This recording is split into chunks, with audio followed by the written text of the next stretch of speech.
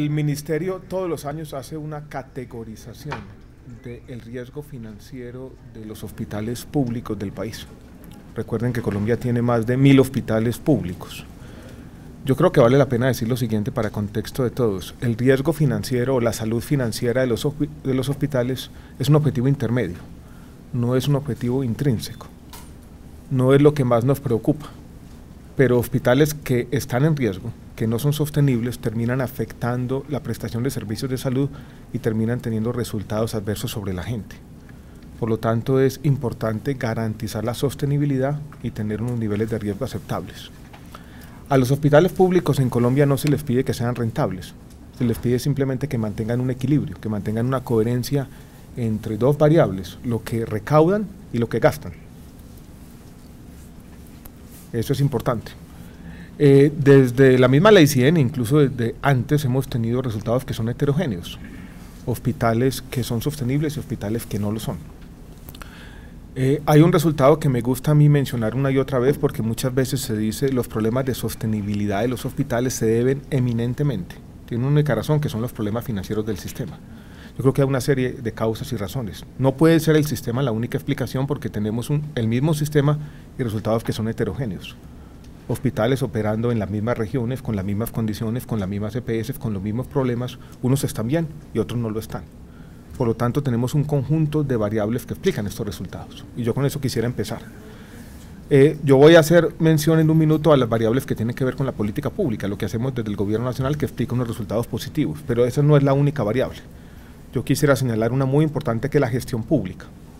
Un buen gerente de hospital y un buen gerente de hospital que trabaje coordinadamente con la entidad territorial y exista articulación entre el municipio y la empresa social del Estado o entre el departamento y la empresa social del Estado es fundamental. Por lo tanto, si ustedes van a una misma región, unas mismas condiciones, van a encontrar resultados que a veces son heterogéneos. Para decir cualquier cosa, y a mí me gusta contarlo a veces de manera retórica, uno podría contar historias de dos hospitales. Ustedes van al Hospital San Francisco de Asís en Quibdó y van al Hospital Público también San Jorge en la ciudad de Pereira. Uno es un hospital sin riesgo, que ha invertido los recursos públicos, o sea, genera excedentes. El Hospital San Jorge de Risaralda, un hospital departamental, sin ningún tipo de riesgo, genera excedentes, los excedentes se invierten en la mejoría del hospital y ustedes van y encuentran una infraestructura pública comparable o mejor que las clínicas y hospitales privados en la ciudad de Bogotá. Pasando la cordillera, al otro lado en San Francisco de Asís, hay un hospital público donde ustedes encuentran un panorama completamente distinto, casi opuesto.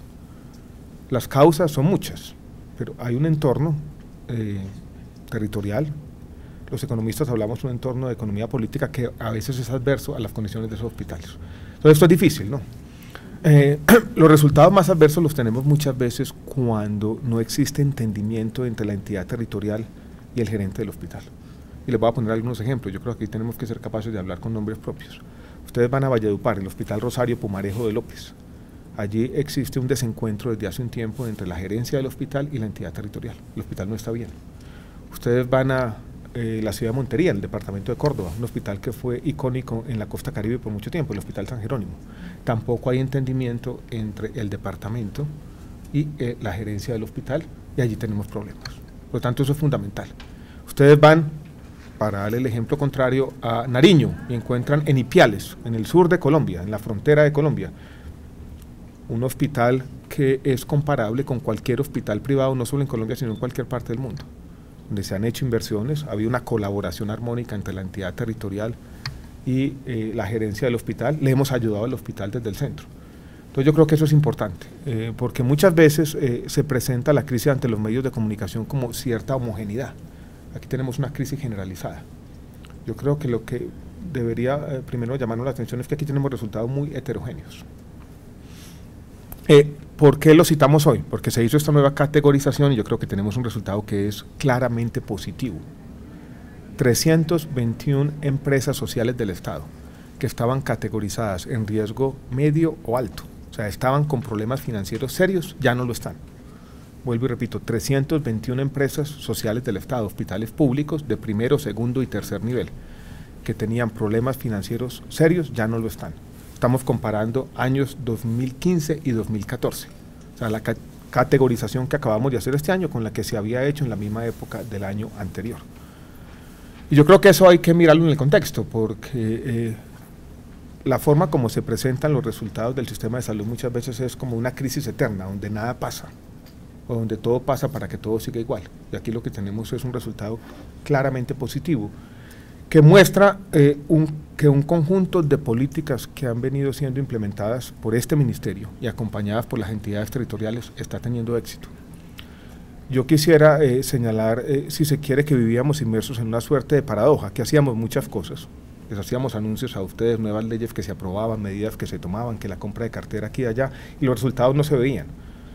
Yo quiero señalar que desde la implementación o puesta en práctica del giro directo, desde el año 2012, el aumento sustancial de la unidad de pago por capitación ese mismo año, finales del año 2012, que sustentó las finanzas del régimen subsidiado, los esfuerzos que se han hecho para el saneamiento de las cuentas territoriales. Aquí había unas deudas de más de 500.000 millones de pesos de los municipios con las EPS del subsidiado, que se transmitían aguas abajo en deudas de las EPS con los hospitales. De esos 500.000 millones de pesos, en parte como resultado de la aplicación de la ley 1608, ya el 65% no existe. O sea, esas deudas se han venido saneando con ese conjunto de políticas. Entonces reitero, giro directo, aumento de la UPC, saneamiento de las deudas de los municipios con el sistema, fundamental, compra de cartera, que también se implementó con la ley 1608, más las medidas más recientes, por ejemplo, la igualación de las UPC de los regímenes subsidiado y contributivo en las 4 principales ciudades. Todo ese conjunto de políticas, más un conjunto de buenos gerentes, todo enmarcado en un contexto ordenado, que son los programas de saneamiento fiscal y financiero. Eso suena raro, que es un programa. Uno podría decirle a un hospital que está en riesgo medio o alto, decir, mire, yo le entrego esta plata para que sanee sus pasivos. Pero si eso no se hace en un contexto de sostenibilidad y con una mirada ordenada de mediano plazo, donde ese hospital reciba los recursos, pero diga, mire, esto es lo que yo voy a hacer para recuperarme financieramente. Esto de favorar el déficit estructural que tengo no funciona, simplemente se le entregan los recursos, nada cambia, los recursos funcionan por un tiempo, 1 o 2 años, y vuelve a estar en déficit rápidamente. Entonces todo este conjunto de políticas, que muchas de ellas implican mayores recursos, tienen un orden, una ponderación, que son los programas de saneamiento fiscal y financiero, y yo creo que ya está mostrando que, por lo menos en los hospitales públicos, tenemos un proceso que está funcionando, de recuperación financiera del sector. No definitiva, pero sustancial y significativa. Y eso es un poco lo que queríamos contarle a grandes rasgos.